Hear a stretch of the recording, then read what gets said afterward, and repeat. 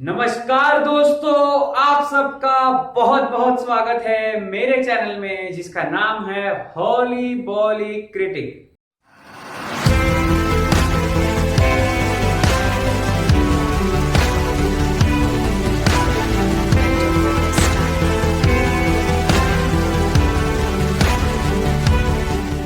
Friends, आप सबके मन में यह सवाल कभी ना कभी तो आया ही होगा कि सुपरमैन और हनुमान जी में कौन ज्यादा पावरफुल है।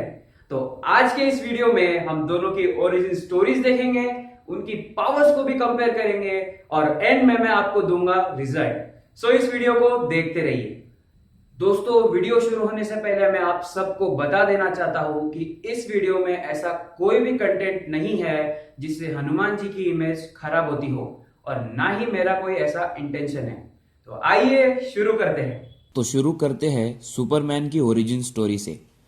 फ्रेंड्स, हम सब ने सुपरमैन की कई मूवीज देखी है और खासकर मैन ऑफ स्टील तो सबने ही देखी होगी। सुपरमैन क्रिप्टॉन प्लैनेट से आया है। क्रिप्टॉन एक बहुत एडवांस टेक्नोलॉजी का प्लैनेट है जो नष्ट होने वाला था, इसलिए उसके माता पिता ने उसे धरती पर भेज दिया। सुपरमैन एक रॉकेट में धरती पर आया था। उसे कैंसस के एक परिवार ने बड़ा किया। धीरे धीरे जैसे वो बड़ा होता है उसे अपनी शक्तियों का अंदाजा आता है और वो आगे जाकर सुपरमैन नामक एक सुपर हीरो बन जाता है। अब बात करते हैं हनुमान जी के ओरिजिन की। हनुमान जी को पवन पुत्र हनुमान के नाम से बुलाया जाता है। हनुमान जी के कई सारे नाम हैं, लेकिन उन्हें बचपन में मारुति के नाम से पुकारा जाता था। बचपन में हनुमान जी एक बार सूरज को एक फ्रूट समझ बैठे थे और उसे खाने सूरज की तरफ निकल पड़े। उन्हें रोकने इंद्र देवता आए और अपनी महान ताकत से उन पर बिजली का वार किया, जिसके कारण हनुमान जी बेहोश होकर धरती पर गिर पड़े।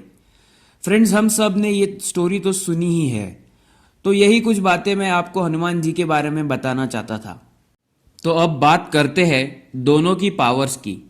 सुपरमैन की पावर्स हम सबको पता है, लेकिन जिन्हें पता नहीं है उन्हें मैं बताना चाहता हूं कि सुपरमैन के पास है सुपर ह्यूमन स्ट्रेंथ और सुपर ह्यूमन स्पीड, यानी कि वो बहुत पावरफुल है और बहुत तेज उड़ सकता है। उसके पास एक्सरे, टेलीस्कोपिक और माइक्रोस्कोपिक विजन है। इसका मतलब वो दीवारों के आर पार देख सकता है। उसके पास सुपर हियरिंग भी है। इसका मतलब वो दूर की आवाज़ों को भी सुन सकता है। इतना ही नहीं, सुपरमैन के पास है इनवल्नरेबिलिटी। इसकी वजह से सुपरमैन कई हमले सह सकता है। सुपरमैन की एजिंग बहुत स्लो है। वो हजारों सालों तक जिंदा रह सकता है। दोस्तों, लेकिन सुपरमैन के पास दो वीकनेस भी है। पहला है red sun. Superman red sun की वजह से कमजोर हो जाता है। और दूसरा है क्रिप्टोनाइट। क्रिप्टोनाइट के अगर वो कांटेक्ट में आता है तो उसकी पावर्स खत्म हो जाती है। अब बात करते हैं हनुमान जी की शक्तियों की। फ्रेंड्स, हम सब ने ये स्टोरी सुनी है कि जब इंद्रजीत के वार से लक्ष्मण जी घायल हो गए थे तो हनुमान जी हिमालय उड़कर गए थे संजीवनी बूटी लाने के लिए। उन्हें वहां संजीवनी बूटी समझ नहीं आई, इसलिए वो पूरा द्रोणगिरी पर्वत ही उठा लाए थे। इससे हमें ये पता चलता है कि हनुमान जी तो बहुत शक्तिशाली थे, लेकिन दोस्तों ये उनकी शक्तियों का बस एक नमूना था। हनुमान जी की असली शक्तियां कई गुना ज्यादा है। संस्कृत में एक टर्म है अष्ट सिद्धि। अष्ट का मतलब होता है 8 और सिद्धि का मतलब होता है परफेक्शन। हनुमान जी के पास ये सारे हैं। मैं आपको एक एक करके सारे बता देता हूं।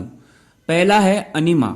इसका मतलब यह है कि हनुमान जी अपना आकार बहुत छोटा कर सकते हैं, एक एटम के साइज से भी छोटा। अगला है महिमा। इसका मतलब है कि हनुमान जी अपना आकार जितना भी बड़ा बनाना चाहते हैं उतना बढ़ा सकते हैं, इसे कोई लिमिट नहीं है।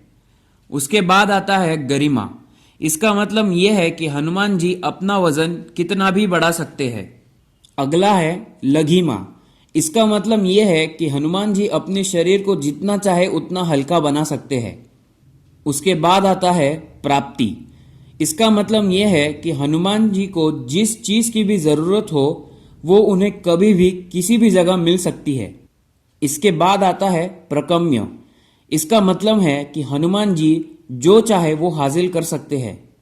इसके बाद आता है ईशित्व। इसका मतलब है कि इस दुनिया में जो भी क्रिएशन है उस सब के भगवान हनुमान जी है। और आखिरी है वसित्व। इसका मतलब है कि हनुमान जी के पास हर चीज का कंट्रोल है, यानी कि सारे 5 एलिमेंट्स का, जो है भूमि, अग्नि, वायु, जल और व्योम। तो ये थी दोनों की पावर्स। तो अब वक्त है ये बताने का कि अगर उनमें कभी लड़ाई होती है तो कौन जीतेगा।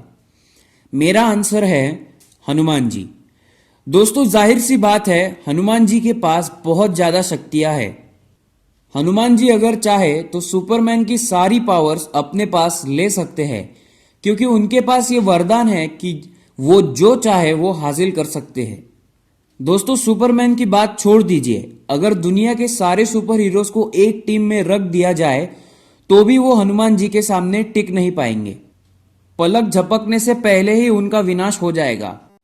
फ्रेंड्स, ये कंपैरिजन करना बहुत ही डिफिकल्ट है, क्योंकि रियल लाइफ में सुपर हीरोज एग्जिस्ट ही नहीं करते। हनुमान जी के अस्तित्व के बारे में मैं कुछ ज्यादा नहीं कहूंगा, क्योंकि कुछ लोग भगवान में मानते हैं और कुछ लोग नहीं। लेकिन मेरा पर्सनली मानना यह है कि इस यूनिवर्स में कई ऐसी चीजें हैं जो हमें पता नहीं है, इसलिए ये टिप्पणी करना कि भगवान एग्जिस्ट ही नहीं करता गलत है। दूसरी बात यह है कि भगवान अपनी शक्तियों का इस्तेमाल सिर्फ दुनिया में शांति बनाने के लिए और बुराई का नाश करने के लिए करते हैं। अगर मान लेते हैं कि सुपर हीरोज रियल लाइफ में एग्जिस्ट भी करते तो फिर भी ये लड़ाई पॉसिबल नहीं थी।